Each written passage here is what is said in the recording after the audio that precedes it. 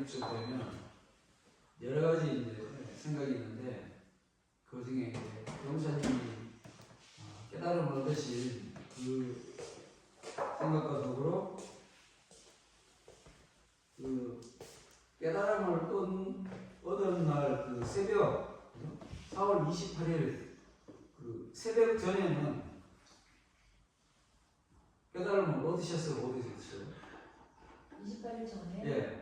전에도 얻으신 것 같아요. 28일 전에는 대목사님께서 거의 본망 상태. 그러니까 그 대정에 드신 그런 상태신데 겉으로 보면 폐인이에요. 겉으로 봤을 때는 완전 폐인이에요. 그래서 그 마을 안에서 못 살고 마을 바깥에 쫓겨나신 거예요. 그래서 그 노르목 가보시면 알지만 노르목 그 바로 뒤에가 산이 있잖아요.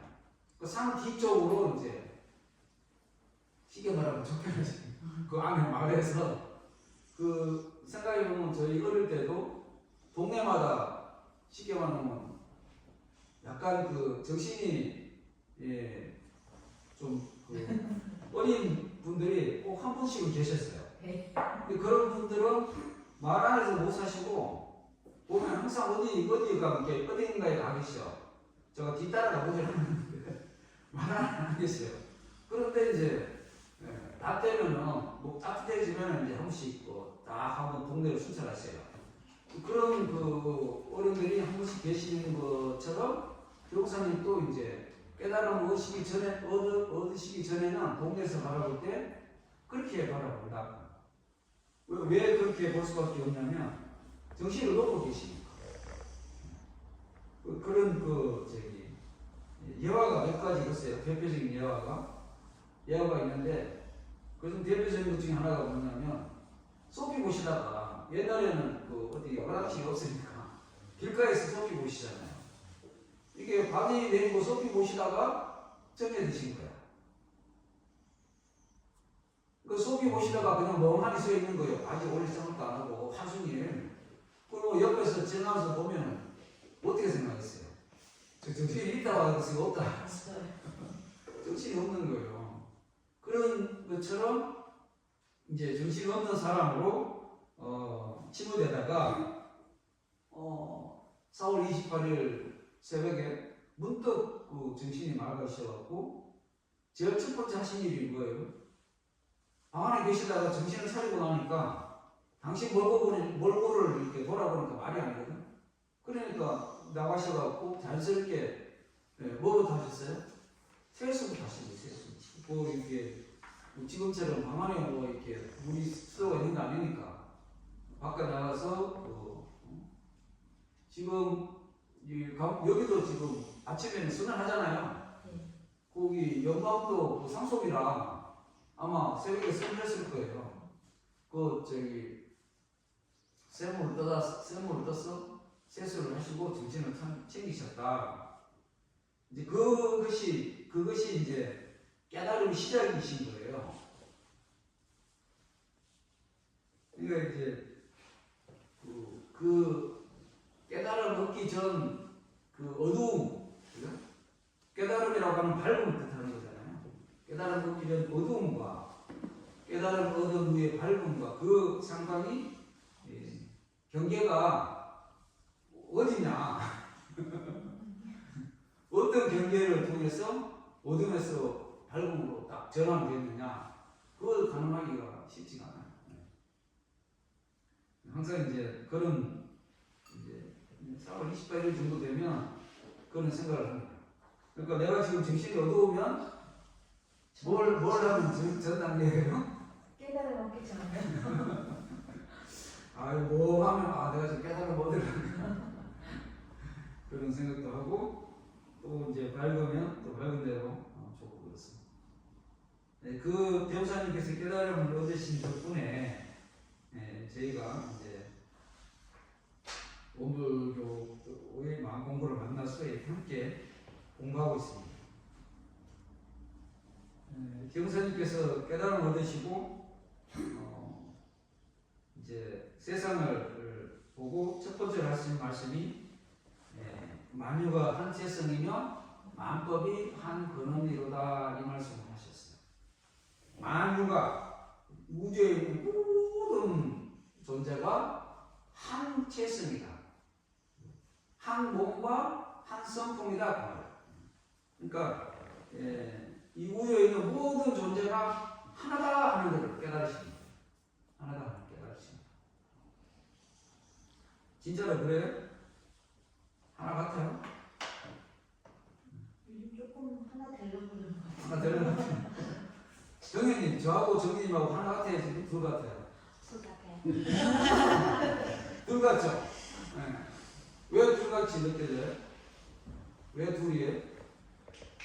둘은 나는 알고 있는데 교모님은 내가 모르니까 그럼 둘이지. 나는 나를 알고 있는데 정훈님은 모른다. 나를 알고 있는 게 정확해요? 정현님은 정확하게 정현님 알고 있어요? 자신 있게 이야기했는데 네. 정현님 어디까지가 정현님이에요? 살 때까지 정해요. 네? 제가 살 때까지. 아니 지금 네. 지금 정현님이라고 스스로 내가 원정이다 그러잖아요. 네. 그럼 내 크기가 어디까지예요? 어디까지가 나예요? 어디까지요? 네. 어디까지는 정확히 모르겠어요. 아무도 안 했어요. 지금 우리가 겉으로 보면 우리 이게 피부가 지금 이렇게 닫혀 있는 거잖아요. 네. 이게 피부가 닫혀 있잖아요. 네. 여기가 이제 크림도 바르고 가잖아. 근데 이렇게 보면 이게 피도 안 나오고 닫혀 있으니까 여기에 막혀 있는 거 같잖아요. 근데 이제 그거는 이제 육안을 볼 때 그런 거고, 이거를 이제 전자현미경으로 확대해 보면 여기를 이제 확대하면 뭐가 나타나요? 그때는 이제 피부지만 크게 조금 더 크게 확대하면 그 세포들이 이렇게 뭉쳐있는 게 나타나잖아요. 피부 세포가 서로 이렇게 세포 막들이 서로 이렇게 우리 그 나뭇잎 보면은 잎맥이 다 이렇게 모여있는 것처럼 그렇게 생겨져 있다고 봐요. 근데 그거를 이제 더 확대시키면 어떻게 돼요? 이게 세포가 닫혀 있어요? 열려 있어요? 네? 닫혀 있어요? 열려 있어요? 열려 있어요. 세포가 이 우주를 향해서 이게 딱 닫혀 있는 게 아니고 뻥 뚫려 있어요. 열려 있어요. 그러면은 나하고 이 우주의 경계가 있어요? 없어요? 없어요. 네? 없어요. 있어요? 없어요? 없어요. 없어요. 그 저하고 정현님하고 경계가 있어요? 없어요? 없어요. 없어요. 우리는 몇 개예요 그러면? 하나예요. 이거죠.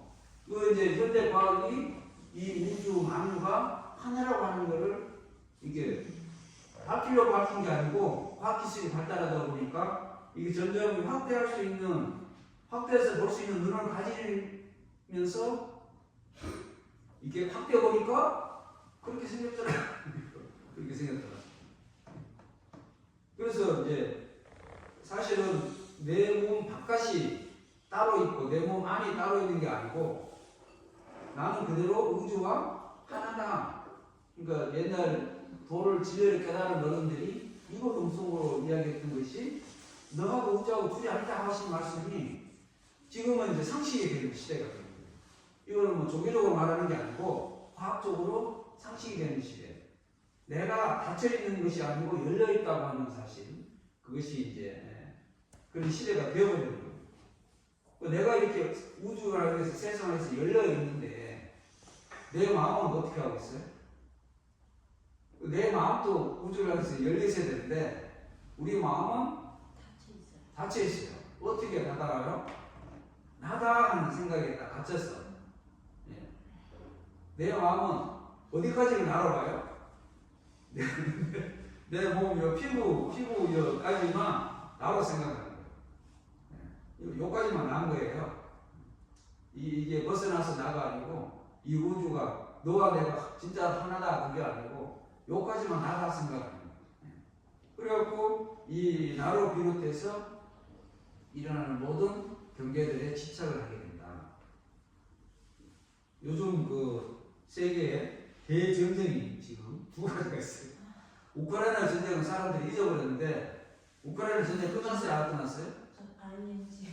안 끝났어요. 안 끝났어요. 지금도 계속 거기 전쟁하고 있고 이란하고 미국하고 이스라엘이 이 전쟁을 크게 하고 있어요.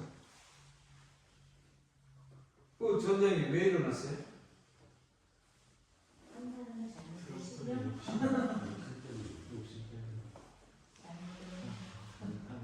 누구 욕심 때문에 그래요?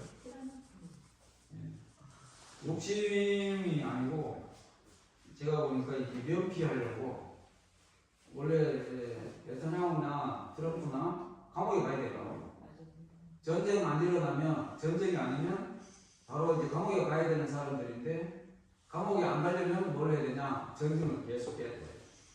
그럼 전시 상황이라고 하는 것은 일반적인 법 규칙을 초월해서 그 위에 있을 수 있기 때문에 그래서 억지로 전쟁을 계속하고 있는데 그 사람들이 왜 감옥에 가야 되냐? 왜 감옥에 가야 돼요?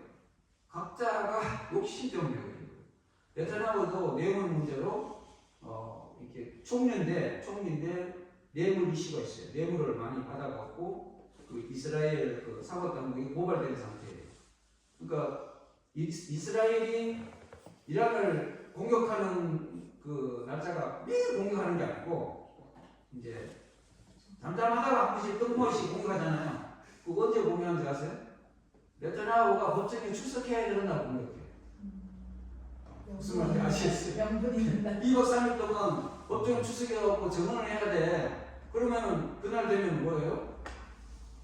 그날 10시에 출석해야 되면 저기 8시, 7시, 8시에 공격해서 전쟁을 일으켜버립니다. 나 지금 전쟁 상황이라고 봤다.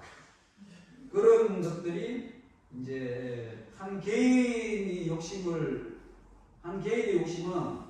그 자기 자신과 자기 가정을 이렇게 힘들게 하지만 국가의 그 지도자 욕심으로 벌어지는 일은 국가 세계를 힘들게 합니다.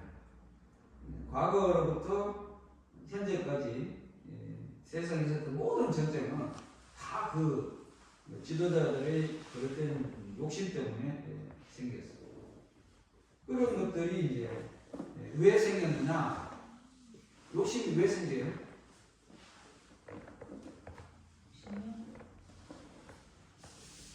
하늘의 상세 열었어요. 욕심이 왜 생겨요? 정현이 욕심이 있어 없어? 욕심이 없어요. 욕심이 없어? 아이고 무슨님이네. 그거 물어봐야지 우리 이마야? 엄마 욕심 있어 없어? 솔직히 말해. 네가 볼 때 엄마 욕심 있어 없어?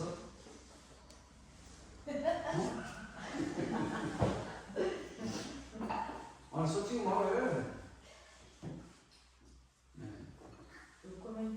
긍정 아니에요? 긍정? 말을 못한 거 보니까 긍정이에요.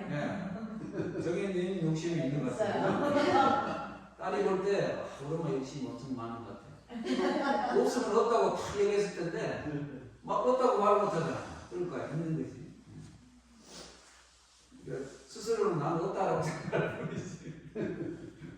욕심이 왜 생기느냐? 왜 생겨요? 나다하는 것이 있었어.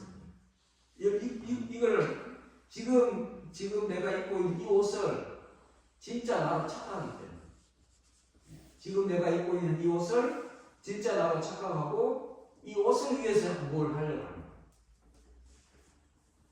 옷은 갈아입는 거라고 했잖아요. 옷은 갈아입는 거예요. 그러니까 이 옷도 추도일이라는 옷도 원정이라는 옷도 갈아입고 나면 끝나는 거예요. 이거 얼마 동안 입을 수 있어요? 몇 년 동안 써먹어요? 100년이네요. 길어야 100년 동안 입고 있는 이 옷 때문에 이 옷이 진짜를 생각하고 이 옷을 위해서 뭘 한다. 이 옷을 위해서 물건을 욕심내고 이 옷을 위해서 이 옷이 좋아하고 기뻐하고 하는 것을 위해서 이제 뭘 자꾸 한다. 그거 하려고 하니까 뭐가 자꾸 부족해요. 뭐가 많았으면 좋겠어. 돈이 많았으면 좋겠어. 돈이 많았으면 좋겠는데 이 옷이 원하는 게 돈이잖아요. 내가 이따 옷을 딱 벗고 나면 이 옷이 그 돈을 가져갈 수 있어요, 없어요? 못 가져가요. 죽어갖고 무덤에 들어갈 때 돈을 가지고 짊어지고 무덤에 들어가요? 아니면 한 푼도 못 가져가요? 못 가져가요. 한 푼도 못 가져가죠. 이제 그것이 이것이 진짜 내가 아니라고 하는 그 깨달음이 없기 때문에 그런 문제가 생긴다. 이것이 진짜 내가 아니라고 하는 그 사실을 부처님들께서 알려주시는 거예요. 알려주시고 깨우쳐 주시는 거예요. 온전한 정신을 챙기자, 온전한 몸을 챙기자 안 그러시잖아요. 그죠? 몸을 깨끗하게 하고 그 깨끗한 몸을 어떻게 하라 그런 게 아니고 뭘 챙기라 그래요? 정신 차려라. 정신을 챙겨라. 정신이 뭐냐 하고 물으시면 본래 정신이라고 하는 말이 뜻이 있겠지만 교수님께서 새로 정의를 내려주셨어요. 정신은 마음이 비롯하고 고요해요. 분별성과 주체심이 없는 경지다. 우리가 이제 좀 멍하게 있으면 옆에서 쉽게 남의 옷을 불문하고 야 너 정신 차려라고 이야기를 해요. 그때 차려야 될 정신이 뭐냐 그 정의를 새로 내려주시죠. 이거를 이제 우리가 빨리 주위 사람들에게 알려줘요. 마음이 비롯하고 고요하여 분별성과 주체심이 없는 것이 정신이다. 그러니까 내가 정신 차려야 했을 때 정신을 바짝 차리는 그 주체, 그 목적, 지향성이 뭐냐? 마음이 비롯하고 고요해서 분별성과 주체심이 없는 거예요. 그러니까 반대로 말하면 정신을 잃어버리는 상황은 어떤 거예요? 마음이 비롯하지 못하고 산산해. 그리고 또 뭐예요? 분별하고 주착하고 있는 거예요. 그러니까 내가 어디에 마음이 딱 사로잡혀 있어. 어떤 게 마음이 사로잡혀 있는 거예요? 그러니까 세상을 바라보는 내 기준이 있어요. 이거는 이러해야 돼. 내가 볼 때 교무님은 이렇게 했으면 좋겠어. 그러면 교무님에 대한 주착심을 가지고 있는 거예요. 그게 좋다 싫다? 그거 싫은 거예요. 안 좋은 거예요. 그러면은 교무님은 이렇게 해야 된다고 하는 그 마음은 다 버리셔야 돼요. 아시겠죠? 그걸 내려놓고 왜 주체심이 없는 정신 차리는 거예요. 그러니까 교무님은 이렇게 했으면 좋겠다 하는 마음을 가지고 있으면 그 정신을 못 차리는 거예요. 그러니까 마찬가지로 우리 딸은 이렇게 했으면 좋겠다. 우리 남편은 이렇게 했으면 좋겠다. 그죠? 우리 그 직장 상사는 이렇게 했으면 좋겠다. 누구는 이렇게 했으면 좋겠다. 나를 빼고 다른 사람은 이렇게 했으면 좋겠다라고 내가 만들어 놓은 틀, 그런 것들이 다 주착심이다.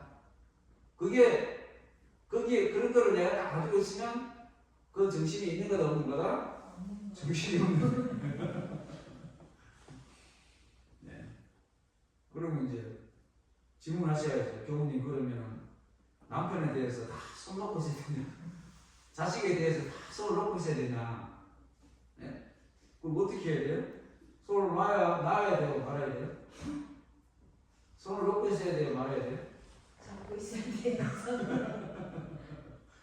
아니 손을 놓을 거면 같이 왜 살아? 그죠? 네.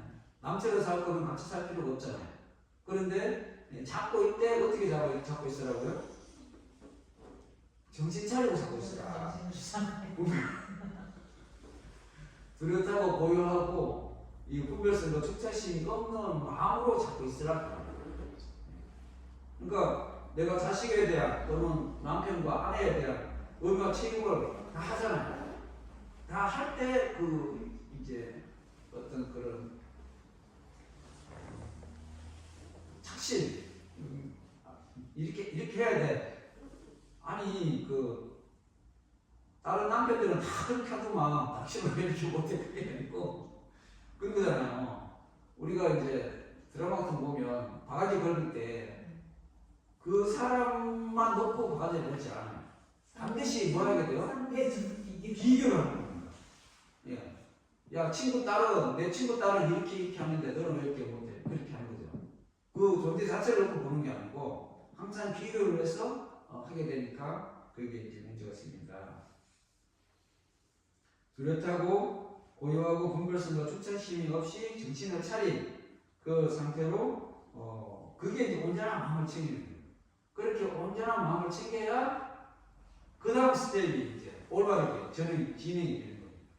거기에서 무너져 버리면 온전한 마음을 챙기지 못하면 그 다음에 이제 그 첫 출발이 잘못됐기 때문에 가지가 어떻게 뻗어나가요? 올바른 방향으로 뻗어나가는 게 아니고 엉뚱한 방향으로 뻗어나가기 시작하게 됩니다.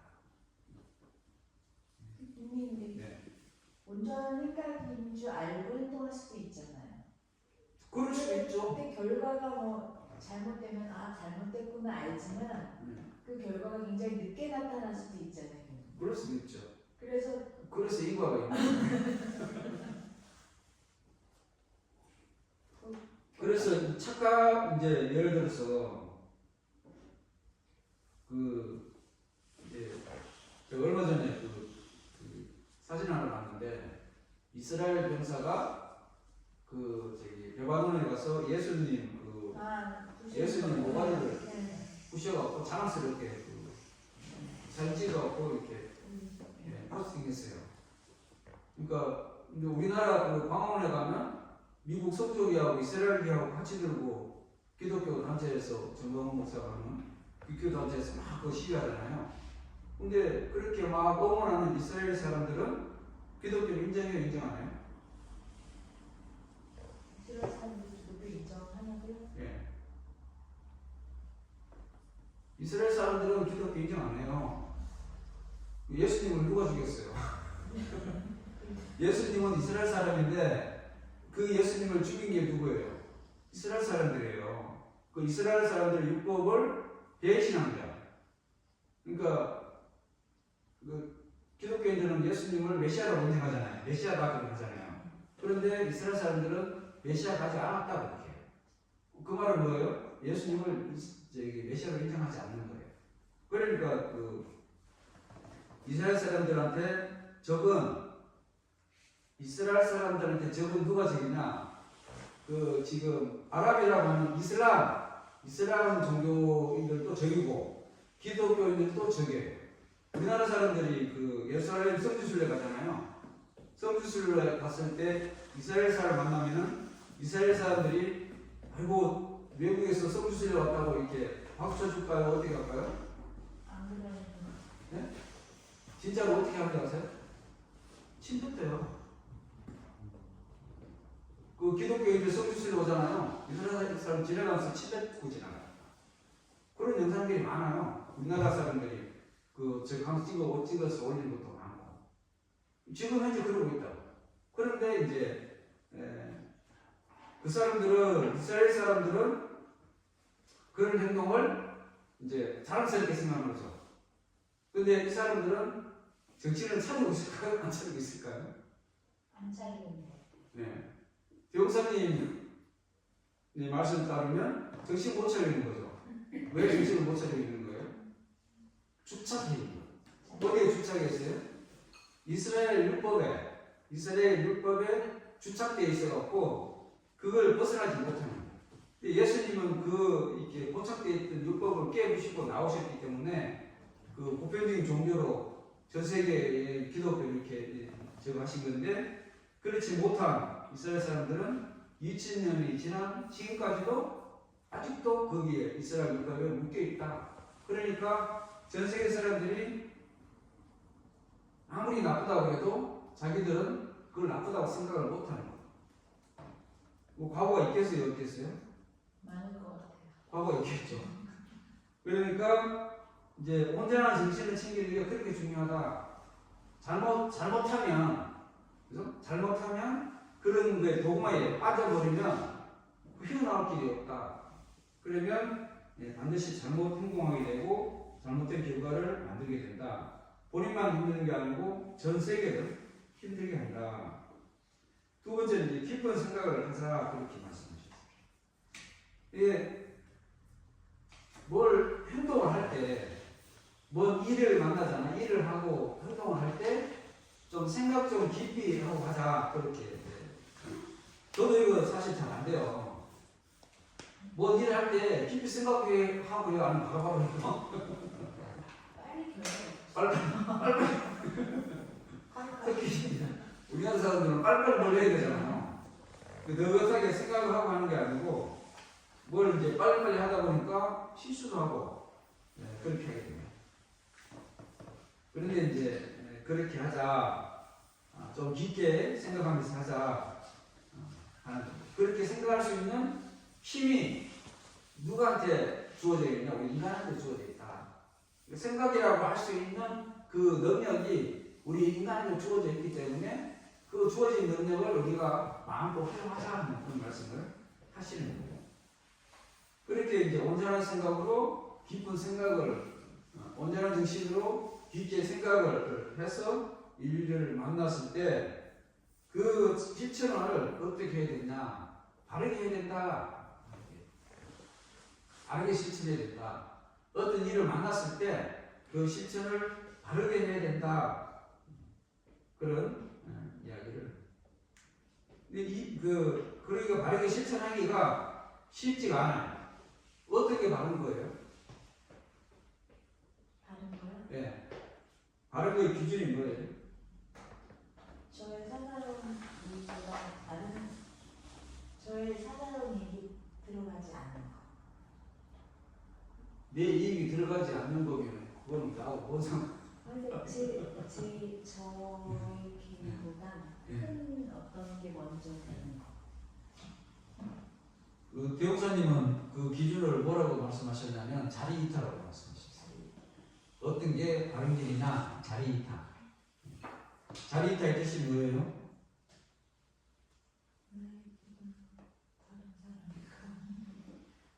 이제 그걸 이제 그 앞에 거를 먼저 해석하느냐, 뒤에를 먼저 해석해야 다른데 앞에 거를 먼저 해석하면 나도 이렇고 남도 이렇고 말 들어보셨죠?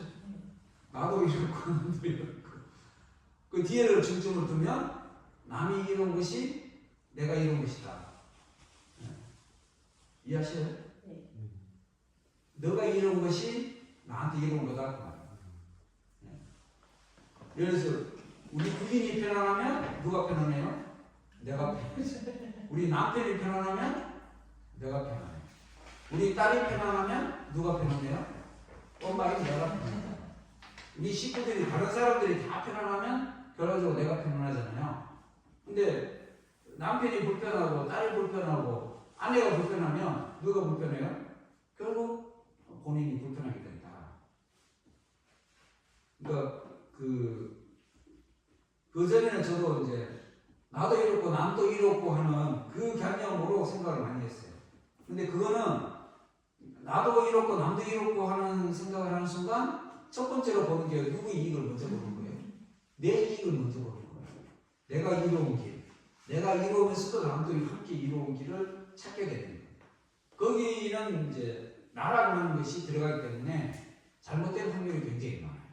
그런데 남을 먼저 놓고 보면 남이 이룬 것이 내가 이룬 것이다. 어떻게 보면 내가 손해보는 듯한 느낌이 들지만 결과적으로 보면 그것이 이제 바른 길이 아닌가. 아까 소토님 말씀하신 다른 사람 전체가 이룬 방향, 그 전체가 이룬 방향이 그 기준을 어디로 두고 했을 때 이제 짝으로부터 보면 그렇게 보시면 거의 틀림이 없다. 그렇게 생각하십니다.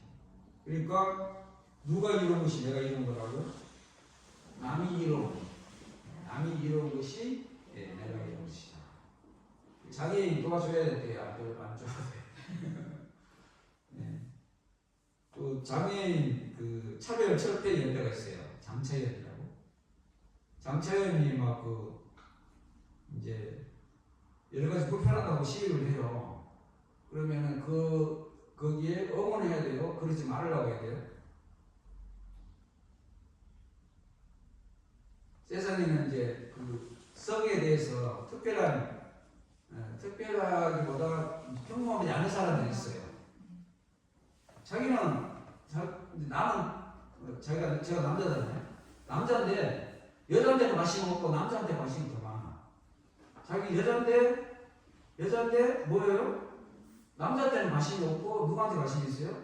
여자한테 더 관심이 많아. 아, 나는 인간인데 남자한테도 관심 없고 여자한테도 관심 없어요. 그런 사람들도 있어요.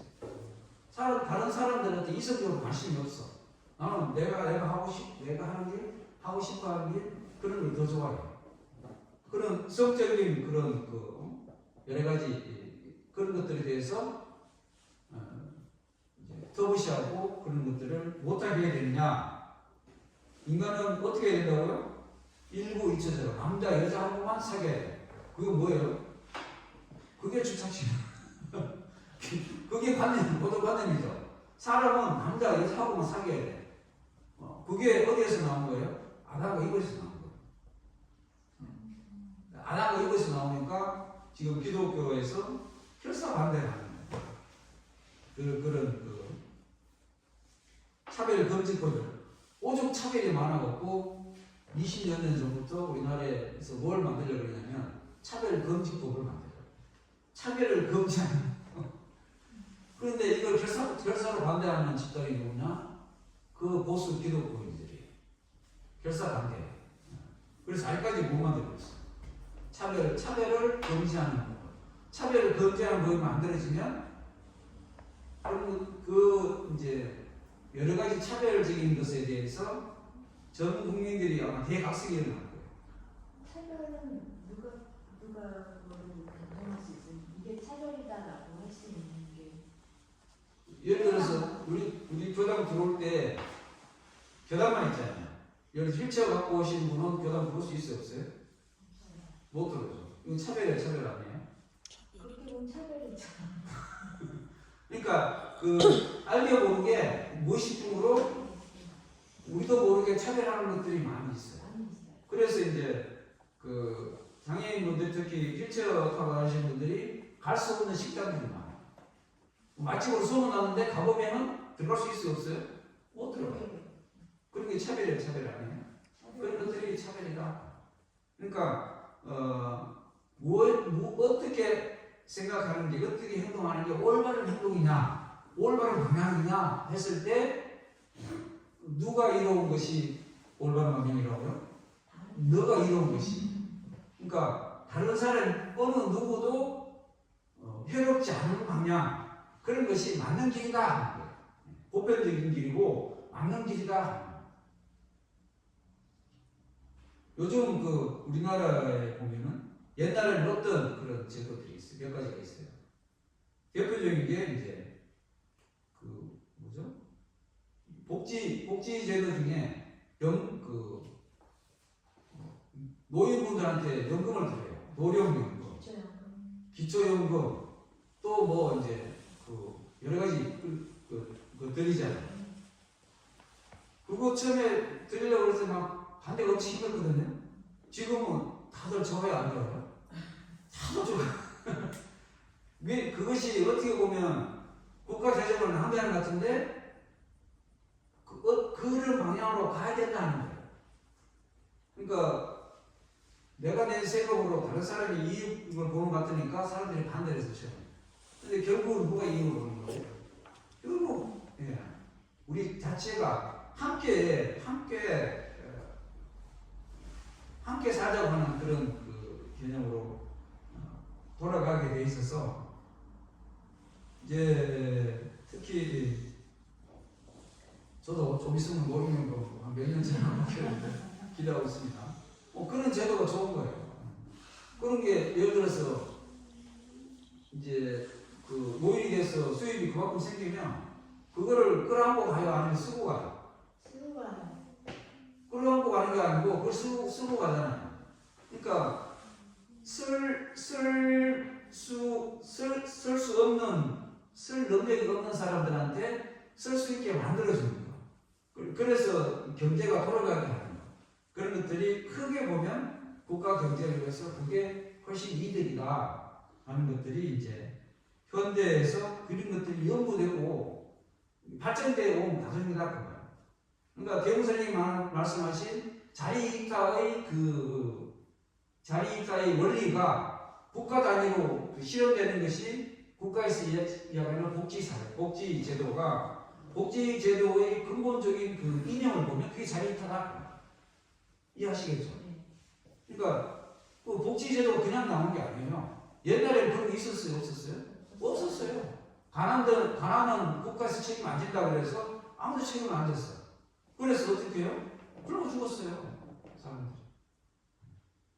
지금도 이제 그 사각지대에 있는 분들 중에 그런 분들이 안타까운 분들이 가끔 나오는데 그런 분들이 어떻게 하자. 그래서 다 함께 그런 그 제도를 정하자.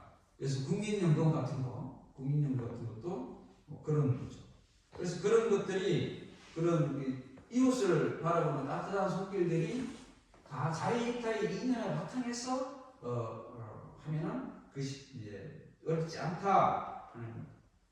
이게 이제 말 여러 가지 했는데 결국 정신수양, 사회연구, 작업치사의 3학 공부를 이제 이 프로서 말씀하시는데 이것이 이제 3학이라고 해서 개인 수양에만 들어간 게 아니고 제가 말씀드렸다시피 사회 국가 시스템 전체에 이미 경상님이 교법이 어떻게 되고 있어요? 적용되고 있어요. 원불교가 덩치는 작지만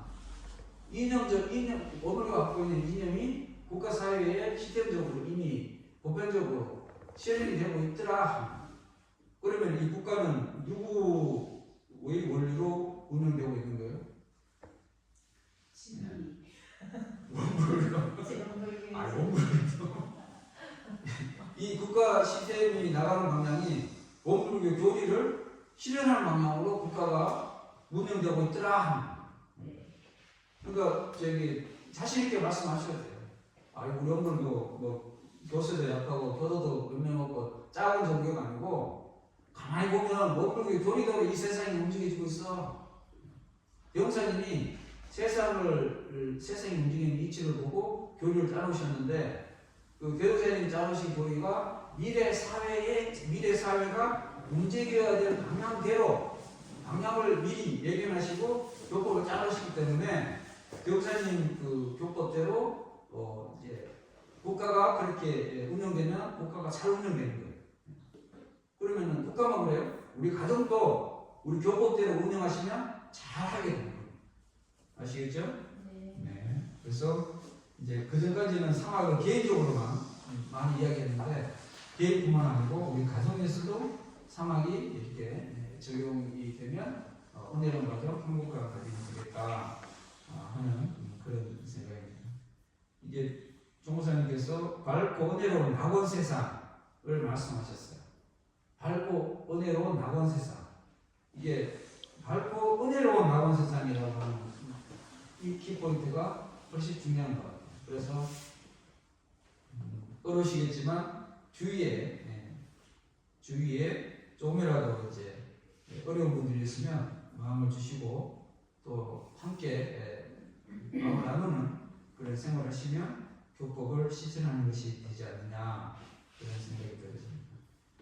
정신 개혁으로 어려운 세상을 만들고자 하신 정보사님 영혼이 실현되기를 바라고 그래서 전 세계에 있는 모든 전쟁이 하루빨리 종식되고 평화로운 세상에 대해서 우리가 자유롭게 해외에 다닐 수 있는